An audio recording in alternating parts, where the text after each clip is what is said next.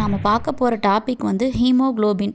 Haemoglobin அப்படிங்கிறது என்னன்னா red blood செல்ஸ்குள்ளே இருக்கிற ஒரு மாலிக்யூல் தான் ஹீமோக்ளோபின். இதை வந்து நம்ம மெட்டலோப்ரோட்டீன்னு சொல்லலாம். மெட்டலோப்ரோட்டீன் ஏன் சொல்கிறோம் அப்படின்னா அயனோட சேர்ந்து இருக்கிறதுனால மெட்டலோப்ரோட்டீன் சொல்கிறோம். குரோமோப்ரோட்டீன் அப்படின்னும் ஒரு பேர் இருக்குது இதுக்கு. குரோமோப்ரோட்டீன் ஏன் சொல்கிறோம் அப்படின்னா பிளட்டுக்கான இந்த சிகப்பு கலர் நிறத்தை கொடுக்கறதே வந்து ரெட் கலர் கொடுக்கறதே வந்து ஹீமோக்ளோபின் தான். அதனால தான் குரோமோப்ரோட்டீன் சொல்கிறோம். அடுத்தது பார்த்திங்கன்னா ஹீமோக்ளோபினோட ஸ்ட்ரக்சர் பற்றி பார்க்க போகிறோம். இந்த ஸ்ட்ரக்சர்னு எடுத்துக்கிட்டோம்னா 4 பாலிபெப்டைட் செயின்ஸால் ஹீமோக்ளோபின் ஆனது. அதில் 2 ஆல்ஃபா செயின்ஸ்னு சொல்லுவோம், 2 பீட்டா செயின்ஸ்னு சொல்லுவோம். இதுக்கு நடுவில் பார்த்திங்கன்னா அயன் மாலிக்யூலும் பைண்ட் ஆகிருக்கும், Fe+ பைண்ட் ஆகிருக்கும். இந்த Fe+ மாலிக்யூலோட ஆக்சிஜன் ஒவ்வொரு இதோடையும் ஆக்சிஜன் மாலிக்யூலும் பைண்ட் ஆகிருக்கும்.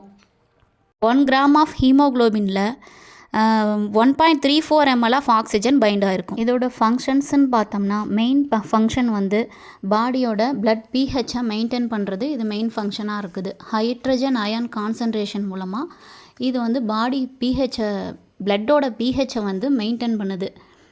பஃபரிங் ஆக்டிவிட்டியை கொண்டிருக்கிறதுனால இது pH மெயின்டைன் பண்ண யூஸ் ஆகுது. ஒரு pH பேலன்சர்னு சொல்லலாம்.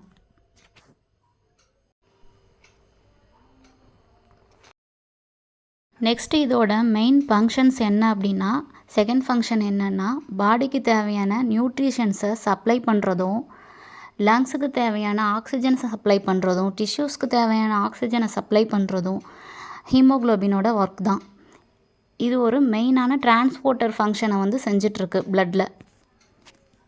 ஹீமோக்ளோபின் வந்து ஆக்சிஜனோட பைண்டாக இருக்கும்போது அது ஆக்சிக் ஹீமோக்ளோபின்னும், கார்பன் மோனாக்சைடோட பைண்டாக இருக்கும்போது கார்பாக்சி ஹீமோக்ளோபின்னு சொல்கிறோம். இதோட இன்னொரு முக்கியமான விஷயம் என்ன அப்படின்னா ஹீமோக்ளோபின் வந்து ஆக்சிஜனோட பைண்ட் ஆகிற அஃபினிட்டியோட கார்பன் மோனாக்சைடோட பைண்ட் ஆகிற அஃபினிட்டி, அதாவது விருப்பத்தன்மைன்னு சொல்லுவோம், பைண்டிங் கெப்பாசிட்டி, இது வந்து கார்பன் மோனாக்சைடோட அதிகமாக இருக்கிறதுனால தான் விஷவாயு தாக்கி இறக்குறாங்கன்னு சொல்கிறேன் இல்லைங்களா.